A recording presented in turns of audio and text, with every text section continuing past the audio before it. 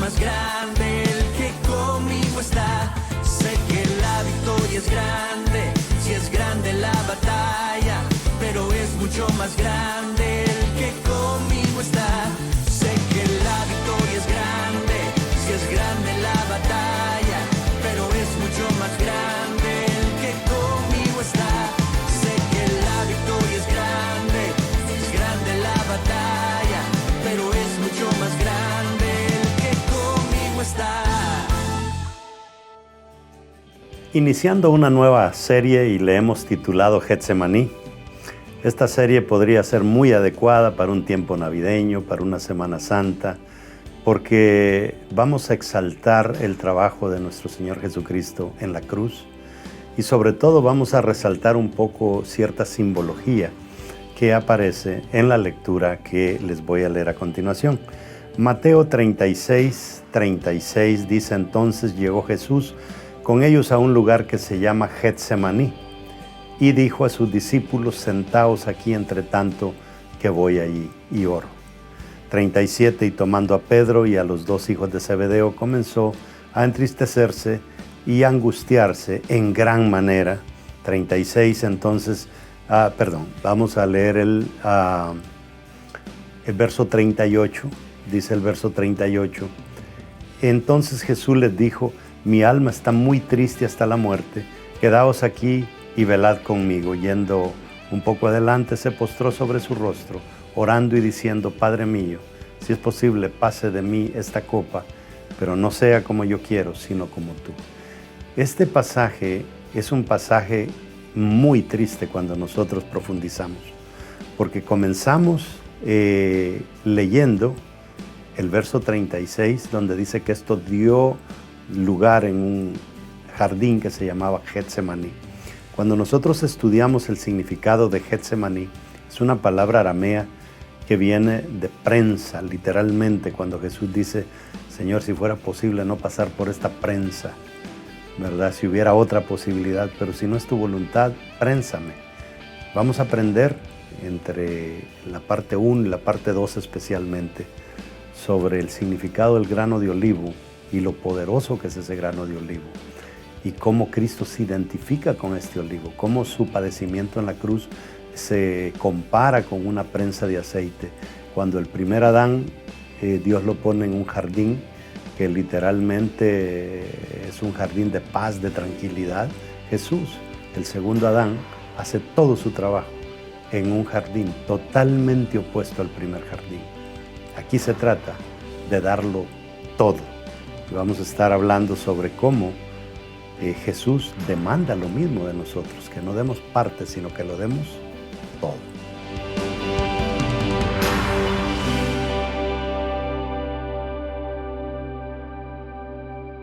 Diga conmigo, ahí lo tiene en pantalla, la Biblia es palabra de Dios. Si Dios lo dice, yo lo creo. Si Él dice que tengo riquezas, soy rico. Si Él dice que tengo salud, soy sano. Si Él dice que tengo salvación, soy salvo. Si Él dice que soy su hijo, soy importante. Por eso, de hoy en adelante, nadie más me definirá. El único que me define es Dios, mi Hacedor. Démosle un aplauso al Señor. Póngale mucha atención al mensaje de hoy. Vamos a estar hablando este mes sobre el tema Getsemaní. Repite conmigo, Getsemaní. Getsemaní es un lugar muy bonito cuando vamos a Israel, es precioso visitarlo, la verdad es que se siente algo especial en ese lugar. Pero vamos a leer Mateo 36 y vamos a leer Mateo 36 al 40, ¿ok? Diga conmigo ahí, lea conmigo, dice: entonces llegó Jesús con ellos a un lugar que se llama Getsemaní y dijo a sus discípulos: sentaos aquí entre tanto que voy allí y oro. Dice el 37, y tomando a Pedro y a los dos hijos de Zebedeo, comenzó a entristecerse y angustiarse en gran manera. Entonces Jesús les dijo: mi alma está muy triste hasta la muerte. Póngale atención a eso. Y ya va a ver cómo le va a quedar claro todo este asunto, basado en cómo prensaban los olivos en esos tiempos. Dice, quedaos aquí y velad conmigo.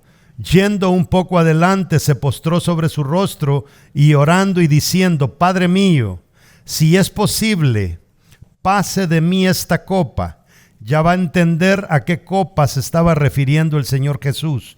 Pero no sea como yo quiero, sino como tú. Verso 40, vino luego a sus discípulos y los halló durmiendo. Y dijo a Pedro, así que no habéis podido velar conmigo una hora. Siéntese, vamos a elaborar, vamos a predicar unos 3 mensajes sobre este tema. Getsemaní es una palabra aramea. Recuerde usted que la Biblia fue escrita en 3 idiomas. El primer idioma fue el hebreo. El segundo idioma es en medio del hebreo, aparecen unos pedazos en arameo, y el Nuevo Testamento que fue escrito en griego. Cuando nosotros recibimos, por ejemplo, la palabra en español que ahora tenemos, esa palabra no se tradujo directamente del hebreo, del arameo y del griego, se tradujo del latín, porque hubo un personaje que se llamó Jerónimo. Si un día usted tiene el privilegio de ir a Israel y va a Galilea, no a Galilea, va usted a Belén y va a la iglesia de la Natividad donde Jesús nace y da un recorrido fuera de la iglesia, va a encontrar una cueva debajo y se calcula que allí en esa cueva San Jerónimo hizo la traducción del hebreo, del arameo y del griego al latín, y del latín pues vino la traducción a lo que nosotros ahora tenemos en español. Entonces cuando nosotros leemos la Biblia es importante si nosotros podemos profundizar un poquito y darse cuenta de todos estos detalles para ver qué es lo que el Señor nos está diciendo, porque a veces hay palabras que se pierden en el camino. Por ejemplo, a la iglesia evangélica la tildan de estar equivocada en el sentido que la iglesia evangélica en su mayoría predicamos sobre el rapto de la iglesia. Y hay personas que atacan a la iglesia católica, comenzando por muchas personas que usted ve en YouTube, y dicen la palabra rapto no existe en la iglesia. Pero cuando nosotros vamos y vemos la traducción de San Jerónimo, cuando habla de que el Señor va a venir, ¿verdad? Y va a tomar, la palabra que se usa es harpazo en griego, cuando se traduce al latín se traduce como raperé, y cuando se traduce de raperé al español es rapto. O sea, pero la gente viene y suelta cosas y nosotros como, nos tragamos el anzuelo. Le digo todo esto porque cuando se trata de la muerte de Jesús es tan importante, porque hay muchos debates si Jesús realmente existió o no existió. Entonces Jesús no escogió el Getsemaní por casualidad, porque Jesús, eso es lo bonito de Jesús comparado con otras religiones. Usted puede estudiar cualquier otra religión, pero ninguna religión tiene bases como las tiene Jesús, que desde el Antiguo Testamento se viene profetizando paso por paso desde su nacimiento hasta su muerte. Y vamos a ver algunos versículos del Antiguo Testamento que hablan de su muerte, y a veces nosotros no los entendemos bien claro porque no profundizamos. Entonces Jesús, todo en la Biblia no se escogió, no se dio por casualidad, todo fue bien orquestado hasta el hecho de que Él comenzara su dolor, su martirio en este lugar que se llamaba Getsemaní. No fue casualidad. Ahora hay un profundo mensaje en lo que Él hizo en Getsemaní, y eso es lo que vamos a estar aprendiendo por 3 semanas. Jesús estaba a punto de pasar por uno de los peores procesos. Usted tiene que entender algo: la vida del ser humano se trata de procesos. No hay nadie que no pase por procesos, porque los procesos son necesarios. Hasta el Hijo de Dios fue procesado y está a punto de morir. Si Jesús no hubiera muerto, no hubiese sido posible la salvación. Y si Jesús no hubiese resucitado, mucho menos hubiera sido posible la salvación. si el grano de trigo, dice la palabra, no muere, no puede dar fruto. Entonces él tiene que cumplir exactamente con las escrituras. En su bosquejo que le han dado, agarra el papelito y en el punto número 1, eso lo hacemos a propósito, que usted ejercite un poquito para que no se le olvide. En el punto número 1 escriba el problema y la solución. Y quiero hablarle, van a ver unas fotos bien interesantes ahí. Antes de entrar en el problema, dale a la diapositiva siguiente una fotografía que está ahí. Esos árboles que usted ve ahí son milenarios, son árboles de olivo y son árboles que están en el jardín de Getsemaní. Hay árboles que se calcula que tienen 500 años, hay árboles que tienen más de eso. Es bien difícil decir cuánto un árbol de esos tiene de edad, pero exactamente están en el lugar donde Jesús hizo esta oración. Entonces vemos nosotros que las cosas de Jesús están bien fundamentadas hasta en datos históricos. Entonces primero quiero hablarle algo sobre Jesús versus Adán. Usted sabe que en el Antiguo Testamento Adán pecó.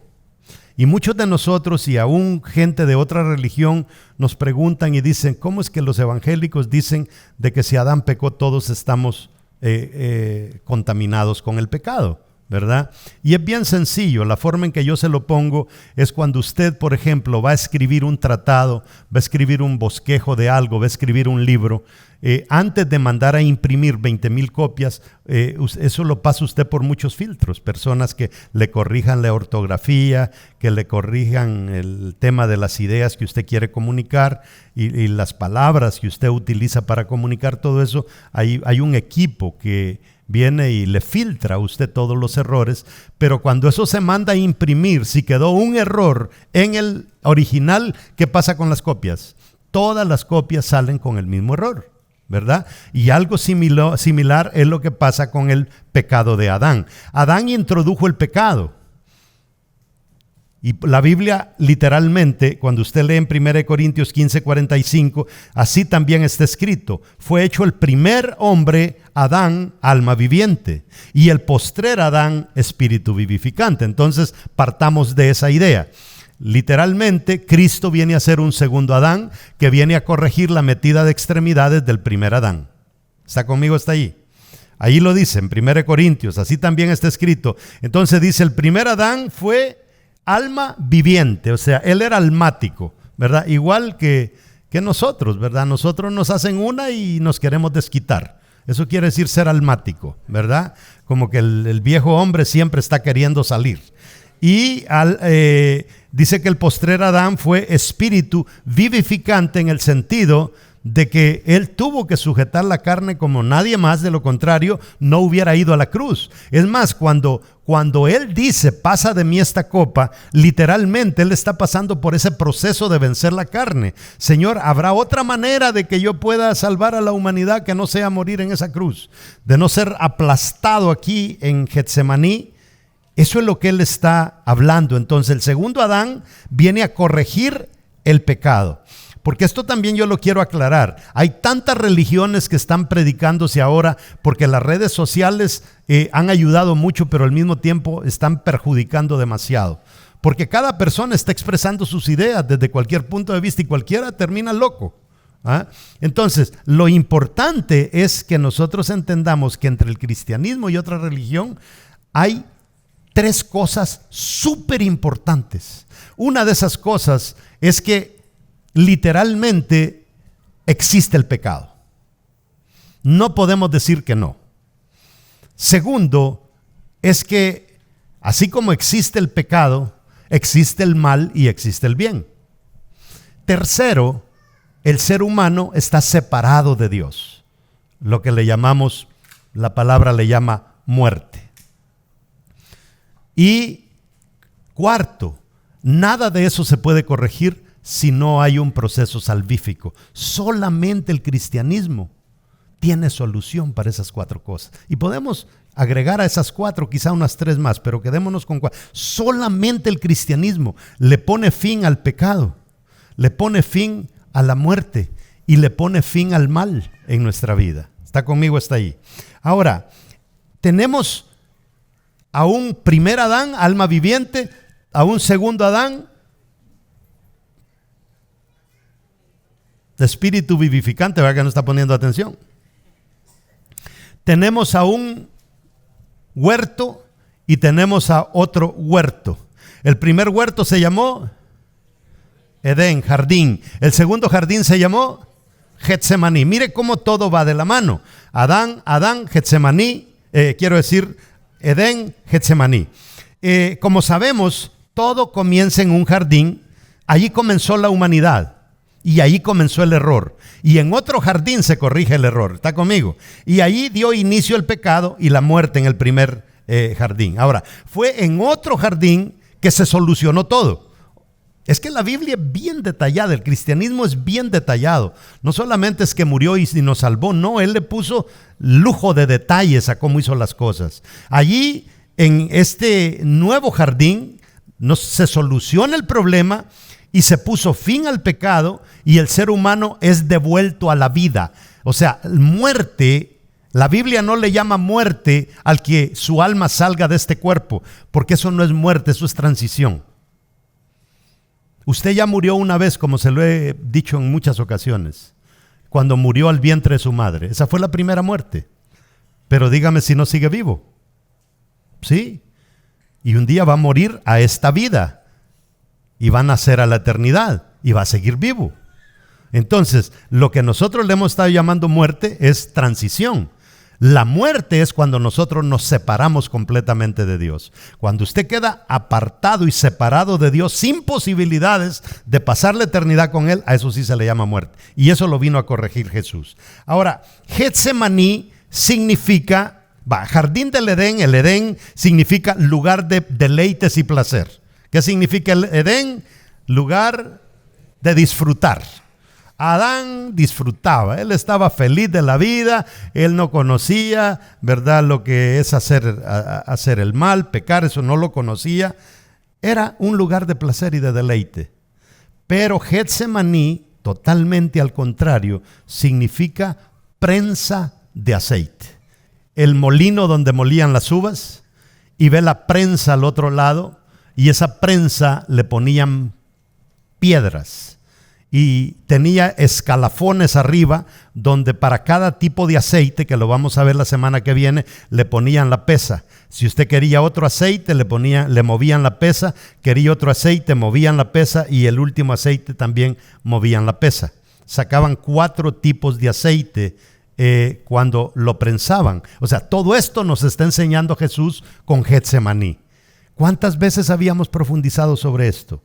Ahora, una prensa de aceite tenía la piedra aplastadora, así se le llamaba, estaba debajo de la viga, la piedra aplastadora, y una pequeña pila capturaba el aceite, como lo estamos viendo. Bueno, esta que está ahí no lo muestra, pero el video que le voy a mostrar sí va a mostrar la pila que viene y comienza a captar todo el aceite.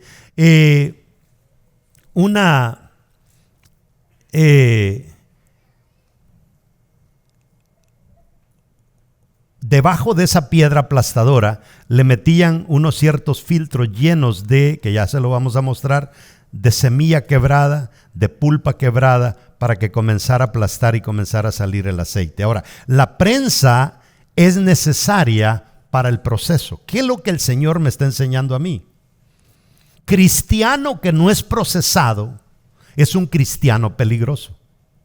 Nosotros pensamos que cuando aceptamos a Cristo como nuestro Salvador y decimos, si Él viniera mañana yo soy salvo, ya todo está arreglado. No. Eso es como decir que con solo que Cristo viniera a la tierra ya estaba todo arreglado. No, Cristo tenía que pasar por un proceso de morir por nosotros para que fuera efectivo el trabajo que Él iba a hacer en la tierra. Cuando nosotros nos entregamos al Señor, entonces viene nuestro proceso, porque nosotros venimos mal formados del mundo. Algunos se entregan a Cristo a los 30 años, otros a los 20, otros a los 15. Cada uno viene con un cierto nivel de mañas. Por ejemplo, yo les he comentado a ustedes este detalle, que a veces nosotros decimos que una persona que es metida a la cárcel, bueno, en la cárcel se va a arreglar. No, en la cárcel se empeora. Porque él llevaba 10 mañas, el otro preso sabe 15 que él no sabía, el otro sabe 5 que él no. Ahí salen con un máster en sinvergüenzas. O sea, y eso pasa. Cuando nosotros venimos a la iglesia, el que se sienta al lado de nosotros no necesariamente es más santo, puede ser más pícaro que nosotros, ¿verdad? Y nos comienza a enseñar. Mira, le dice, yo te voy a enseñar. Ya va a pasar un hermano, allá va a leer un versículo, y la idea detrás de ese versículo es tratar de sacarnos el diezmo. O sea, séte loco. Cuando el canasto pase, vos silbá, cualquier otra cosa, ¿verdad? Entonces, eso es real. O sea, se necesita pasar por un proceso. Entonces la prensa, lo que Jesús nos está enseñando es que nosotros tenemos que ser procesados. Jesús experimentó la prensa, pero Jacob experimentó otra cosa. Cuando Jacob está teniendo el sueño, ¿qué le mostró el Señor? ¿Le mostró una prensa o qué le mostró? Una escalera, y la escalera tiene peldaños desde abajo hasta arriba. Y la escalera también quiere decir proceso. Dígame usted si Jacob no fue procesado. Lo primero que hizo Dios es meterlo con un mentiroso peor que él, con un tramposo peor que él. Terminó casándose con una y le dieron otra. Terminó trabajando otros 7 años para la otra y después no lo querían dejar ir. O sea, él se topó con el tramposo de los tramposos, porque Jacob quiere decir tramposo. Entonces el Señor tiene un gran interés en que nosotros seamos procesados, porque solo el proceso es el que nos da transformación. Y nosotros no vamos a hacer del evangelio algo transformador si no somos procesados, porque venimos heridos de allá afuera. Y el herido tiene una tendencia, lo único que un herido puede hacer es herir a otros, pero no sanar a otros, porque ni él ha podido salir del hoyo ese. Ahora, Jesús experimentó la prensa, Jacob experimentó la escalera, ¿verdad? Moisés experimentó el desierto, José experimentó a Faraón. Todos los grandes fueron procesados, diferentes métodos, pero Jesús nos está hablando sobre este proceso del aceite de olivo. Ahora, ahí vieron ustedes un árbol de olivo, bien bonito el grano. Nadie se puede imaginar lo poderoso que es ese bendito olivo. Usted ahora se los come y tranquilo, ¿verdad? Y agarra el aceite y fríe, pero va a ver todo lo que va a aprender. La segunda cosa que quiero que escriba en su bosquejo es triple proceso de las prensas. Hoy le voy a hablar sobre el proceso. Mañana, el otro fin de semana, le voy a hablar de los frutos, de los diferentes aceites que el olivo puede producir. Verso 36 de Mateo 26 dice: entonces llegó Jesús con ellos a un lugar que se llamaba Getsemaní. Y ya le explicamos qué significa. Ahí, multimedia, necesito que me pases un corto video que le va a dejar ver a usted y entender qué es lo que Cristo nos quiere enseñar con todo esto.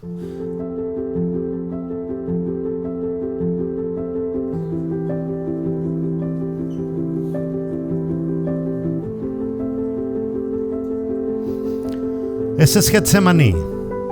Lea ese versículo.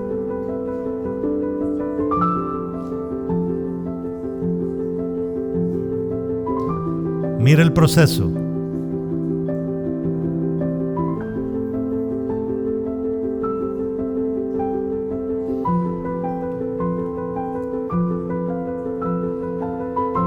Mire la piedra. ¿Qué hace la piedra? ¿Qué ejerce la piedra sobre el olivo?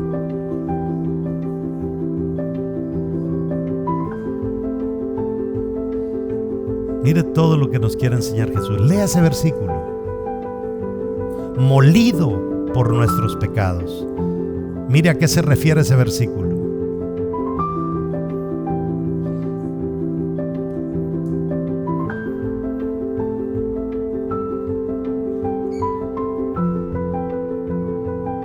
Ahí viene la prensa.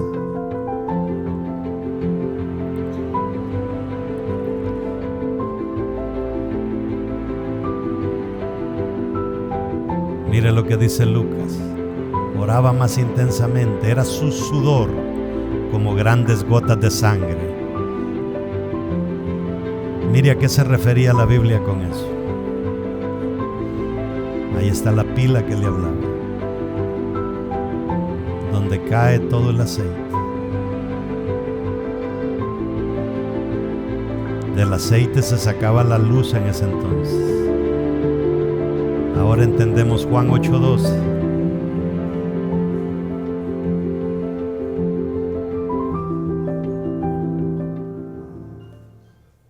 Cortito, pero nos enseña mucho. No sé si le dejaron el espacio en blanco, pero en el punto número 1 es presión. Si no está escrito, escriba presión. El que no está listo para la prensa se va a rehusar a la presión. ¿Ha visto usted personas que se andan de iglesia en iglesia y nunca se quedan en una? Es porque detestan la presión. Y la persona que no se deja presionar es una persona que no va a ser procesada. Y una persona que no va a ser procesada es una persona que nunca va a madurar. Y una persona que no madure es una persona que Dios difícilmente la va a poder usar. Entonces, entre más rápido usted facilita el proceso de Dios, más rápido usted va a capacitarse para hacer cosas maravillosas. Analice la vida de Pablo. Analice la vida de José. Analice la vida de Moisés, la vida de Esther. Analice la vida de Ruth. ¿Quién la tuvo fácil? Nadie. Pero la Biblia dice maravillas de ellos hoy. ¿Por qué? Porque se dejaron procesar. El que no se expone a la presión nunca podrá pasar al próximo nivel de ser quebrantado. Primero va a venir la presión. Primero va a venir la presión. Mire, en el mundo tenemos presiones, pero las presiones aquí son distintas, porque la presión que vas a recibir aquí, lo que va a hacer es que debe de afirmar tu fe.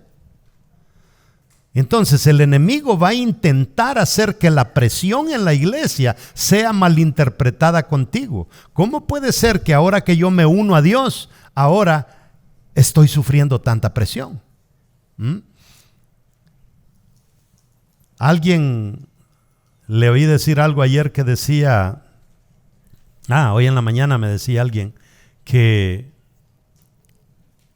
el que no es presionado literalmente no va a ser promocionado, porque para que Dios te promueva es porque pasaste un examen. Nadie pasa el segundo grado habiendo aplazado el primero. No sé si me estoy dando a entender. Dice la palabra sobre la presión a la que Jesús fue expuesto. En Isaías 53:5 dice, mas él herido fue, ¿por qué? Por nuestras rebeliones. Él no tenía culpa. Molido por nuestros pecados. El castigo de nuestra paz, o sea, para que usted ahora esté tranquilo, que no se va a ir al infierno, ese castigo que tenía que venir sobre nosotros fue sobre él. Y por su llaga, dice, fuimos nosotros curados. Nosotros somos los que debimos haber sufrido. Ahora, Pablo sabía sobre las presiones. Dice 2 Corintios 1:8, hermanos, no queremos que desconozcan las aflicciones, que sufrimiento en la provincia de Asia, que sufrimos en la provincia de Asia. Estábamos tan agobiados bajo tanta presión que hasta perdimos la esperanza de salir con vida. No sé si usted ha pasado un momento así. Yo me recuerdo una vez que fui a Haití para el tiempo del terremoto. Pasé por República Dominicana. Una muchacha ahí en República Dominicana me dijo, yo quiero ir con ustedes. Y se viene con nosotros, menor de edad, de 17 años. Llegamos a la frontera y cuando llegamos a la frontera dice, ay Dios, se me olvidó el pasaporte. Y la trajimos. Hermanos, esa muchacha fue el clavo, porque los dominicanos que están aquí no me dejan mentir. Si hay gente que se odia entre sí, son los dominicanos con los haitianos. O sea, esta muchachita, los haitianos querían vengarse de todo, ¿verdad? Y comenzaron a ponernos trabas. llevábamos un camión de comida para Haití, nos comenzaron a quitar cosas, nos comenzaron a pedir mordidas. Primero eran como 3, después se sumaron 6, después eran 35 en motocicletas, queriendo quitarnos toda la comida. Un aguacero terrible, sin haber comido, con una muchacha de 17 años, queriendo ayudar. Y uno dice, ¿y dónde está Dios en estas circunstancias?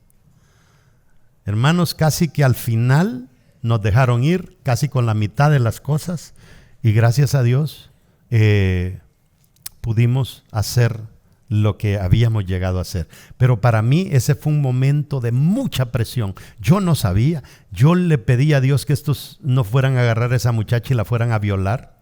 Entonces la presión viene primero, pero la presión tiene que producir algo. Y eso algo que la presión va a producir es la segunda cosa, es el quebrantamiento. ¿Qué es lo que viene después? El quebrantarnos. Quebrantarnos literalmente cuando uno viene a la casa de Dios y se postra, ¿verdad? Se postra, quiere decir me estoy quebrantando, me estoy humillando delante de Dios. Y eso es como necesario, el que nosotros nos quebrantemos. El que no es presionado nunca será quebrantado. Entonces, si usted no le está yendo nada de mal, todo le está yendo color de rosas, es bien difícil venir al frente y quebrantarse porque no hay presión, ¿verdad? No hay presión, o sea, todo está bien, pero el mayor quebrantamiento y el quebrantamiento más de todo corazón es cuando nosotros somos presionados. Llegar a experimentar ese tipo de conexión con Dios es otra cosa. Cuando estamos nosotros quebrantados, estamos presionados. Ahora, el que no es quebrantado no podrá soltar el potencial que Dios depositó dentro de él. Y esta es la clave. Pero ¿y por qué Dios permite todo eso? Pues no es Dios. ¿Por qué no me quita la presión y me quita el quebrantamiento y ya ha arreglado todo? No, es que en ti hay tantas cosas que Dios depositó. Y todas esas cosas no van a ser liberadas si no es a través de la presión y el quebrantamiento. Dígame usted, y si Dios es poderoso, ¿por qué no nos envasó el aceite en botellas? Pues no, que hay que sacarlo del grano. Es el diseño de Dios. Bonito hubiera sido que Dios nos hubiera tirado el aceite de oliva en frascos, ya con etiquetas y todo. No, pero es que fíjese que Dios, todo lo que Dios nos ha dado, Dios nos lo dio, pero lo escondió. Por ejemplo, la mesa, ¿dónde la escondió Dios? En los árboles. Las sillas, ¿dónde las escondió Dios? En el árbol, para sacar la creatividad de nosotros. Entonces, hay tantas cosas, el potencial que Dios depositó en ti, el llamado que Dios depositó en ti, es necesario sacarlo de ti. Pero cuando la vida es color de rosa, nadie se va a poner como voluntario de decir, yo quiero ayudar a los demás. Casi que eso de querer ayudar a los demás y ponerse a la disposición de Dios es después de un proceso. Entonces es importante, por eso dice Isaías 53:5, molido por nuestros pecados. ¿Qué era lo que se quería sacar de Jesús a través de este proceso?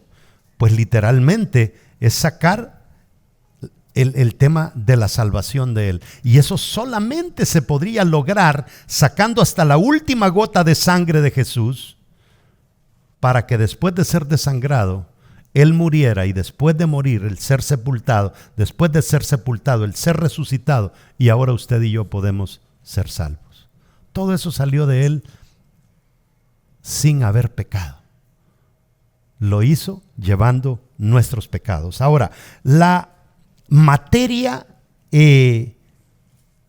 la pulpa de la aceituna está dispuesta, o sea, la pulpa, ¿verdad? La cáscara, la carnosidad que nosotros los comemos, literalmente es 70% del aceite está en la pulpa y un 30% está escondido en el hueso de la semilla y se encuentra en pequeños depósitos que es necesario romper para poder acceder al aceite.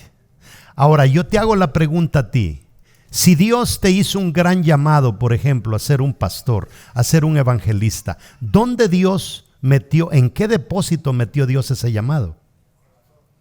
¿Dónde lo metió Dios? Dios no podía depositar eso sino en un solo lugar. Y eso lo depositó Él en algo que a Dios le pertenece, que es su espíritu. Cuando Dios te hizo, Él sopló, y ese soplo es directamente de Él. Lo metió en el vientre de nuestra madre, junto cuando el óvulo y ese esperma se fusionan, entra el soplo de Dios y ahí va tu llamado. ¿Dónde lo deposita Dios? En el corazón, que le llamamos nosotros, pero en sí es en el espíritu de nosotros. Y mientras yo sea un cristiano carnal, que el Señor no haya presionado y haya quebrantado, ¿qué es lo que pasa?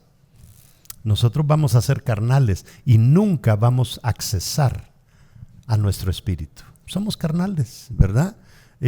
Lo podemos ver nosotros, que una persona carnal casi nunca predica o pasa al frente a hacer algo significativo. ¿Por qué razón? Porque no le interesa. Pero cuando el Señor nos quebranta y nos pone en contacto con ese llamado que Él nos dio, literalmente como que se abre un mundo de posibilidades. Porque junto con ese llamado, el Señor metió la identidad que Él te dio. Junto con ese llamado y la identidad, Él depositó el potencial, la capacidad de que tú lo hicieras. Y junto con eso, Él metió herencia, donde en la Biblia literalmente está partida en dos partes: Antiguo Testamento y Nuevo Testamento. Antiguas promesas, nuevas promesas. Esto está lleno de promesas para ti, que es para que tú lleves adelante, que saques adelante lo que es el propósito. Y por último, el destino. La gente busca el destino en el año que viene. El destino está atrapado en nosotros. Si Dios te dijo que vas a hacer eso, ese es tu destino. Y tú eres la que tienes que activar algo en ti para que ese destino se realice. Pero no se va a realizar tu destino porque todo eso está atrapado en tu espíritu. Mientras tú sigas siendo carnal, no vas a llegar ahí, no vas a accesar eso. Y por eso es la importancia de lo que Cristo nos quiere enseñar a través de Getsemaní. Entonces, si quebrantamos el cuerpo, nos dará un 70% de producción, ¿verdad? Pero si quebrantamos el corazón, nos dará un 30% más. Por lo tanto, podríamos decir somos cristianos 100%. Y yo le digo a usted, enfrente del edificio aquí hay una cloaca, que si usted va pasando por ahí a veces suelta un mal olorcito.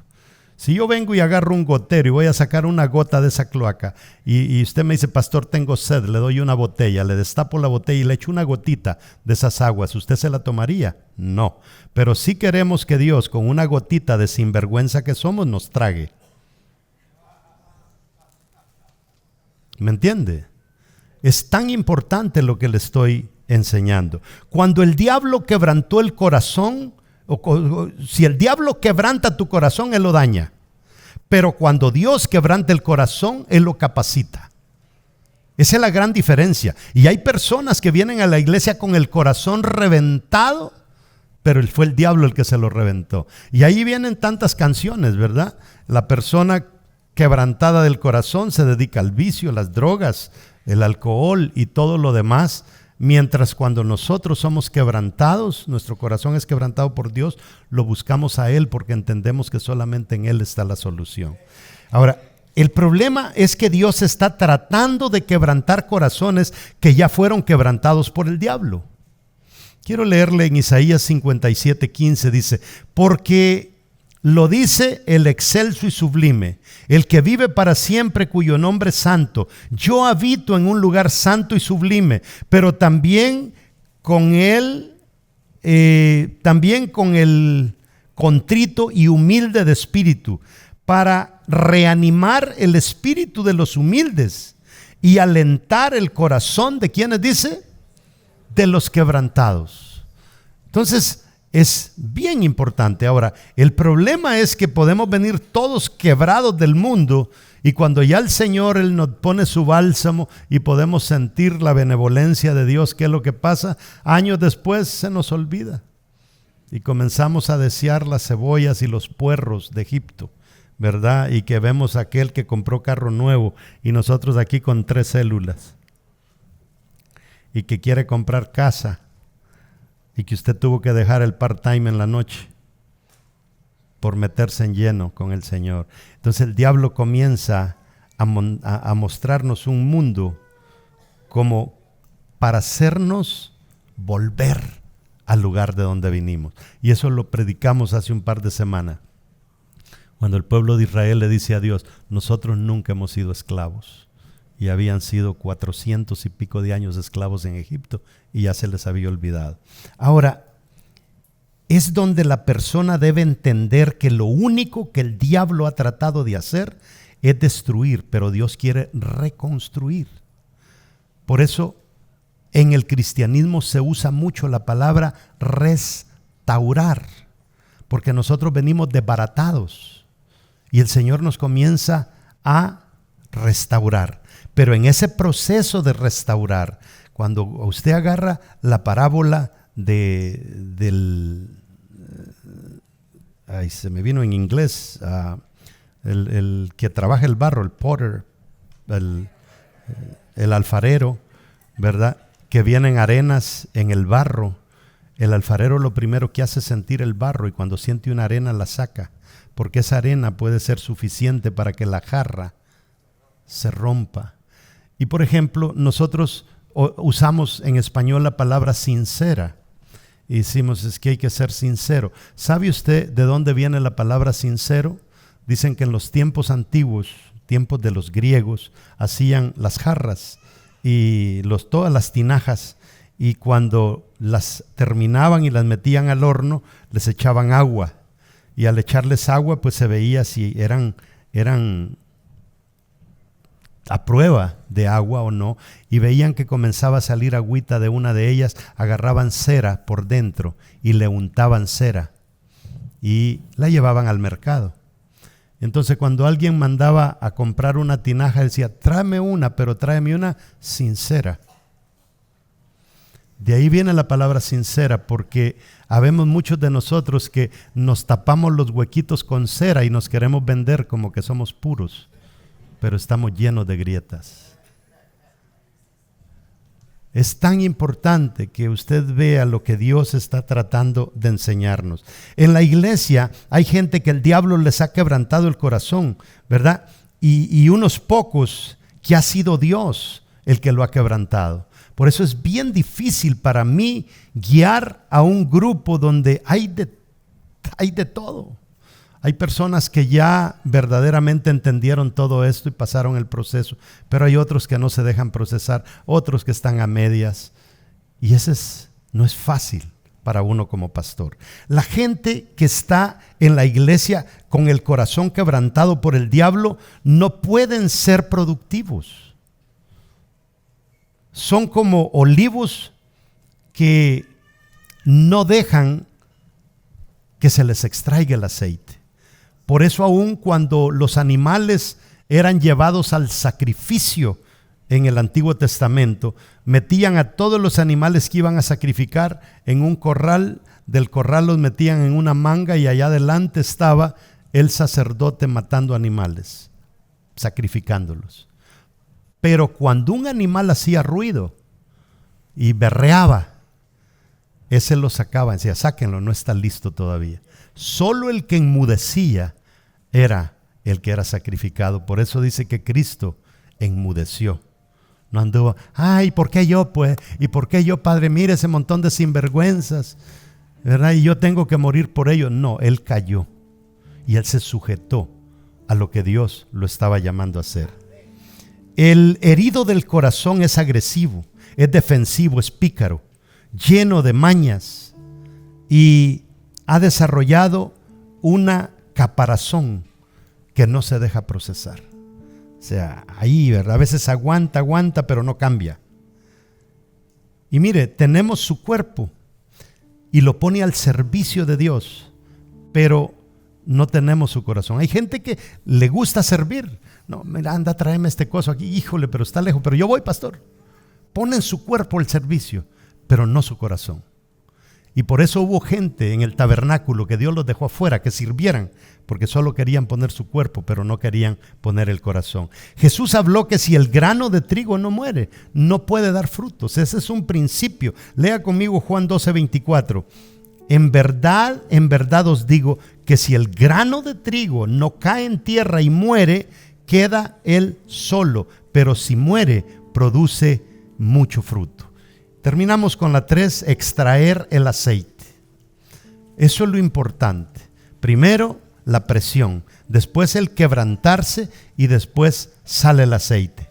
Al que no se quebranta, no se le puede extraer nada. Entonces, a algunos que no se han dejado procesar, en vez de aceite le sacamos veneno, ¿verdad? Y comienzan a criticar y comienzan a rezongar por todo. Ahora, esta persona que no pasa por la prensa no será útil para el propósito que Dios lo ha llamado. Lucas 22:44 dice: y estando en agonía oraba más intensamente, y era su sudor como grandes gotas de sangre que caían hasta la tierra. Jesús está soltando todo de él. El pasaje anterior que hemos leído nos enseña que sin Getsemaní nunca mataremos el ego. Sin Getsemaní nunca nosotros lograremos quebrantar ese yo. El objetivo del proceso divino es hacernos fructíferos, y sin proceso no hay fructificación.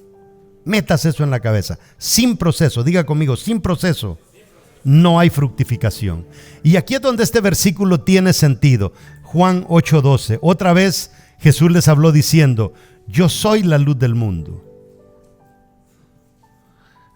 ¿Había luz en ese entonces sin aceite? No. Jesús dice: yo soy la luz del mundo, porque Él se deja procesar. Yo soy la luz del mundo. El que me sigue no andará en tinieblas, sino que tendrá la luz de vida. Importante cuando uno comienza a penetrar en las Escrituras. Mire, la crisis se produce, escuche bien, cuando lo viejo no acaba de morir y cuando lo nuevo no acaba de nacer. A eso se le llama crisis. El viejo hombre todavía se resiste, pero el nuevo hombre todavía no nace del todo. A eso le llamamos crisis. Si usted se rinde un poquito y deja que nazca el nuevo hombre, se acaba la crisis y se acaba el proceso. Por eso hay personas que están en un primer grado espiritual por 5 años, segundo grado, y de ahí no pasan. Deberían de estar en la universidad y no pasan. Entonces muchos cristianos se quedan en esa fase, en esa etapa. Ni son buenos mundanos, ni son buenos cristianos. O sea, usted no puede confiar mucho en ellos porque son bastante mundanos, ¿verdad? Y no les puede delegar mucho porque se lo van a dejar botado, porque no están del todo en las cosas de Dios. Entonces la crisis, la prensa, la muerte tiene un objetivo, y ese objetivo es extraer 5 potenciales de nosotros, que es lo que les voy a estar hablando la próxima semana. Póngase de pie.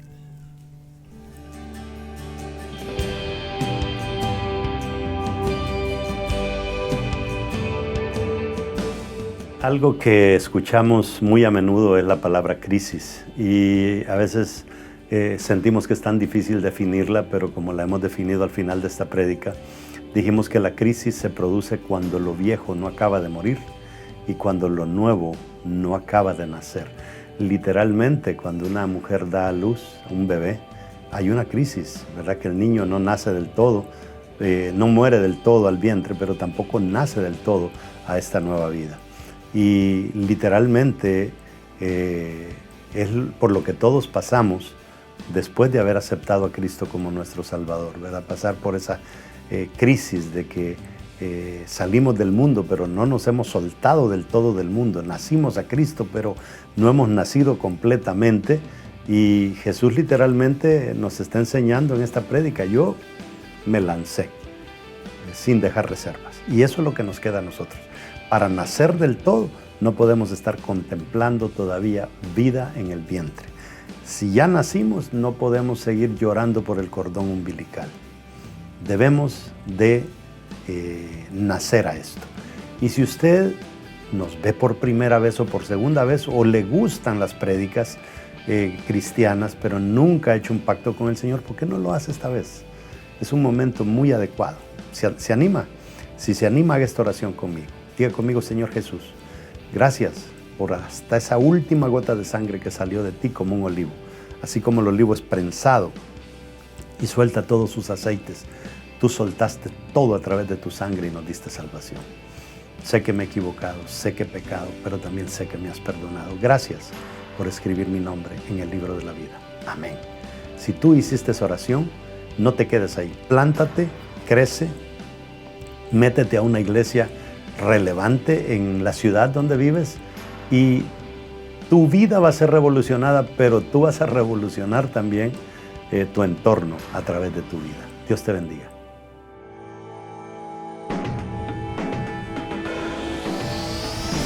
Sé que la victoria es grande, si es grande la batalla, pero es mucho más grande el que conmigo está. Sé que la victoria es grande, si es grande la batalla, pero es mucho más grande el que conmigo está.